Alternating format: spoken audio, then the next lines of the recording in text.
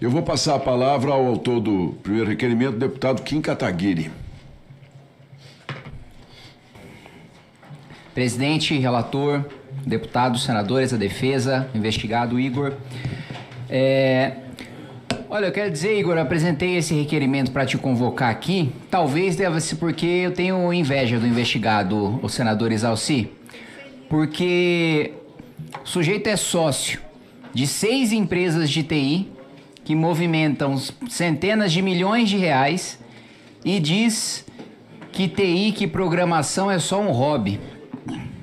Deputado Marcel, eu estudei 3 anos no colégio da Unicamp, processamento de dados. E o máximo que eu consegui foi ser contratado para fazer sistema de mercearia. Nós estamos aqui diante de um gênio que, não sei se ele vai me responder, mas é sócio. Não só da Power BI, já citada pelo relator, mas da Engaja Soluções em Tecnologia, da Rinotec Desenvolvimento de Tecnologia, da Senc Soluções, da ICD Tech, da Client Hub, abertas ali entre 2020 e 2025, coincidentemente ali no estouro do escândalo. Pelo menos ser sócio dessas empresas o senhor quer confirmar? Deputado, respeitosamente me manterei em silêncio. Sou o deputado Kim Kataguiri. Essa propriedade, essa sociedade, ela é pública? É pública. Então o senhor tem que responder, senhor Igor. É um documento público. Doutor Levi, ele é sócio ou não? É uma pergunta qualificadora, excelência. Perfeito. Ocorre, excelência, que nós já conversamos. Ele é investigado por uma questão, um dos crimes, organização criminosa. Qualquer informação que ele dê a respeito destas empresas, evidentemente que você forma um fecho que, na realidade, até isto é objeto do próprio habeas corpus. Então, não há, a investigação não permite, porque ele não tem acesso aos dados. Presidente, só para paralisar o tempo enquanto o advogado... Não, pode ficar tranquilo, pode paralisar e eu devolvo o tempo. Por essa razão, excelência, claro, que eu volto a dizer a vossa excelência. Ele é investigado por organização criminosa. Qualquer informação, nome, empresa, evidentemente, se é potencialmente incriminador. O senhor Levi...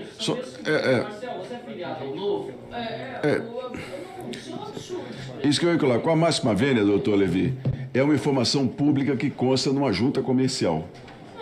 É uma pergunta qualificadora. Ele vai dizer sim ou não, apenas. Se é um dado público, excelência, acho que não há por que fazer o questionamento a ele. Claro que é um dado público. Uma linha, vamos lá. Eu diria o seguinte, a questão é... Não, presidente, quem decide se faz sentido eu fazer alguma pergunta sou eu. A defesa escolhe se responde ou se não não. Isso, agora, exatamente. Se há uma coerência na linha de raciocínio ou não, se eu devo perguntar ou não, não cabe a defesa.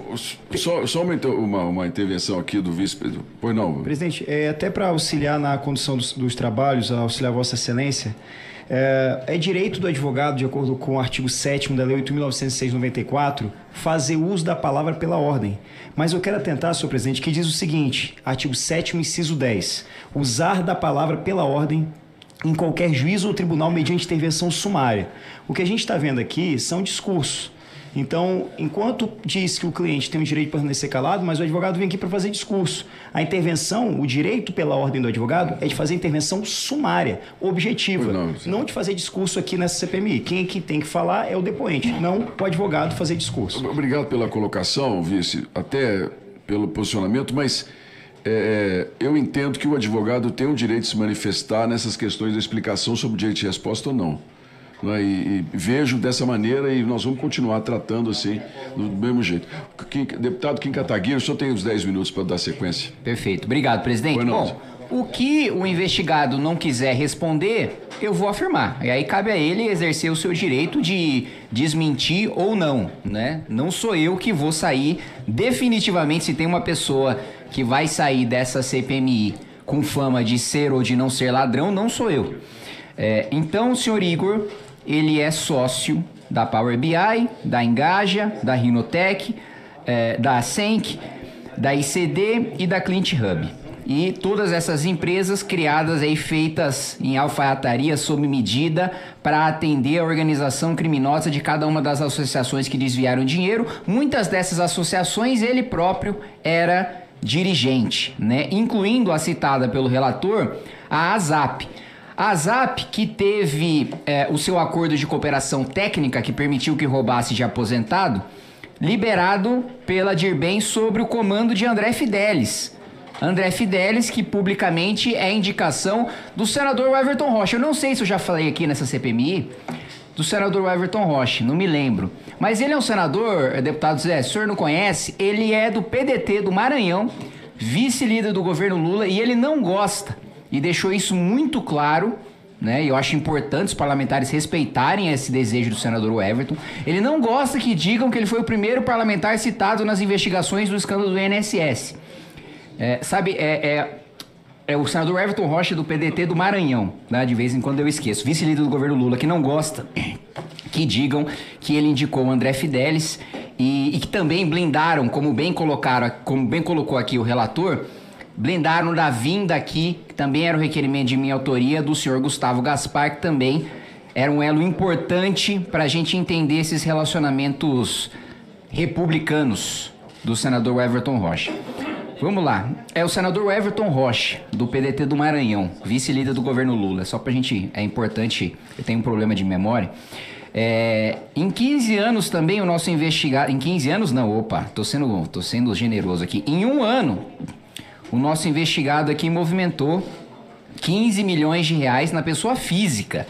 É de fato aí um programador Tem um programador não, um sujeito que tem como hobby, né, a programação, um sujeito de muito sucesso.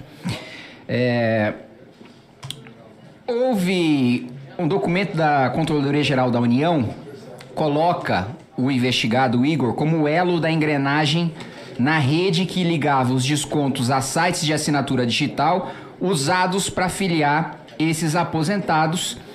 E essas empresas de tecnologia criadas pelo investigado eram usadas por entidades que roubaram os aposentados, como é o caso da APEM, da Amar Brasil, da Masterprev e da Andap, né? O senhor Igor, o senhor que era responsável por fazer esse relacionamento entre as suas empresas e essas entidades que contratavam essas empresas? Deputado, respeitosamente permanecerei em silêncio. Muito bem. Bom, não só o investigado ele era responsável por fazer esse relacionamento, como era ele próprio, presidente, dirigente dessas entidades, né? Ou seja, eu sou, magicamente, vamos lá, eu tenho como hobby o TI. Magicamente eu surjo como um dirigente sindical, né? E de associação de aposentado. Eu imagino, o investigado ele é mais novo do que eu, presidente, eu imagino que ele não seja aposentado, né? E nem que tenha uma carreira ampla dentro do sindicalismo na representação de aposentados. Então esse sujeito que tem como hobby a programação e que não é aposentado, de repente surge como dirigente de associações que representam sindicatos. E aí, ele próprio como dirigente faz a influência para a contratação das suas próprias empresas. Então, o sindicato ele faz um acordo de cooperação técnica para permitir que se valide as assinaturas fraudadas. Um dirigente desse sindicato que permite que essas assinaturas fraudadas sejam enviadas ao INSS para fazer o desconto associativo, fornece o próprio serviço que valida o acordo de cooperação técnica e permite que esses descontos sejam feitos. E aí entra um ponto importante que já foi levantado aqui pelo relator. Como eu disse aqui, eu não sou nenhum programador brilhante, faz uns 10 anos que eu não escrevo uma linha de código. A minha incompetência não é por causa dos meus professores, é por minha mesmo. Mas mesmo eu, presidente, que sou um péssimo programador, eu sou capaz de escrever um programa que diferencia uma selfie de um xerox. Então, eu acho no mínimo curioso que um programa vendido para entidades que movimentam centenas de milhões de reais não seja capaz de fazer uma coisa básica que, assim, você nem precisa programar isso, você consegue encontrar pronto esse programa na internet. Hoje, até com o ChatGPT, você mandar ele agora fazer um programa, ele vai fazer em Python. Então, eu queria questionar se de fato, vamos ver se em alguma pergunta o senhor Igor decide responder. De fato, o programa, Igor, concedido pelas suas empresas, ele não era capaz de diferenciar selfies de simplesmente um xerox de um RG, até em preto e branco, ele não era capaz de fazer essa diferenciação? Deputado, respeitosamente ficarei em silêncio. Atenção, meus ex-colegas de sala. Tem uma oportunidade grande de emprego aqui para vocês. Tem empresas de tecnologia com contratos na casa das centenas de milhões de reais, precisando de um programador que seja capaz de fazer um programa que diferencie selfie de xerox, deputado Zé Trovão. Tá? Eu acho que eu tenho alguns amigos trabalhando em algumas multinacionais que com certeza não recebem o que o sócio de empresas que tem como hobby TI está recebendo e vendendo isso aí para os sindicatos. Bom, o que eu acabei de falar não necessita da confirmação do investigado, porque a própria Controladoria Geral da União já comprovou. Não só isso, a Controladoria Geral da União, mas também, no caso da ASAP, senhores, teve uma decisão judicial, veja só, a própria Justiça já não aceita como válidas as assinaturas enviadas por associações que contratam a empresa do investigado, porque a Justiça já sabe, se vem dali já é falso, porque eu já analisei tantos casos de falsificação dessas associações contratando essas empresas, que se você quer me exigir algum benefício, quer me exigir alguma indenização, utilizando a validação desse software, que é concedido por este prodígio que nos fala, que não que vos fala, que não estou me elogiando, que nos fala, do investigado. Esse programa concedido por ele é tão imprestável, mas tão imprestável que o judiciário de pronto já diz não serve. Olha só um caso emblemático. A ASAP, num processo judicial, apresentou um contrato com assinatura digital para provar a filiação. A defesa demonstrou que a geolocalização da assinatura indicava que o aposentado estava em São Paulo, a 580 quilômetros de sua cidade de residência, e a entidade, a ASAP, foi condenada. E aí, eu acho que essa vai ser minha última tentativa de te perguntar alguma coisa, Igor, pra você, enfim, pelo menos, não sei como você vai desempenhar no processo judicial, mas pelo menos no inquérito do âmbito dessa CPMI, você ainda tem alguma chance de, não sei, entregar alguém maior, dizer que tinha um papel menor, dizer que era um laranja, dizer que teve uma participação menor e que a gente tem pessoas maiores para pegar. Eu não tenho a menor dúvida de que a maior parte dos deputados e dos senadores estariam mais do que felizes em abrandar a sua participação no relatório final que vai decidir quem vai ser indiciado, né? Caso você demonstre que a sua participação foi menor e que você tem pessoas maiores para entregar. Então eu pergunto: o senhor, como ex-presidente da ASAP, controlador de empresas de assinatura digital, tinha conhecimento desse caso judicial específico e das inconsistências de geolocalização apontadas pelo juiz? Fez algum ajuste de segurança na plataforma depois dessa condenação, que mais uma vez é pública, é um processo judicial público? Qualquer um, se o senhor não precisa me confirmar a existência, qualquer um pode ver agora, abrir agora e pesquisar esse processo na internet. Então, o senhor tinha ciência dessa decisão judicial que anulou e deu e condenou a ASAP que você presidiu e tomou alguma medida em relação a isso? Deputado, eu vou permanecer em silêncio. Muito bem, senhores. Bom, eu vou fazer coro aqui ao que disse o relator. É uma vergonha de fato que a gente tenha no Brasil duas justiças, que a gente tenha... Porque quem é poderoso, né? Quem consegue fazer grandes roubos, esse é premiado, esse é blindado. Quem não é poderoso, muitas vezes é condenado até sendo inocente.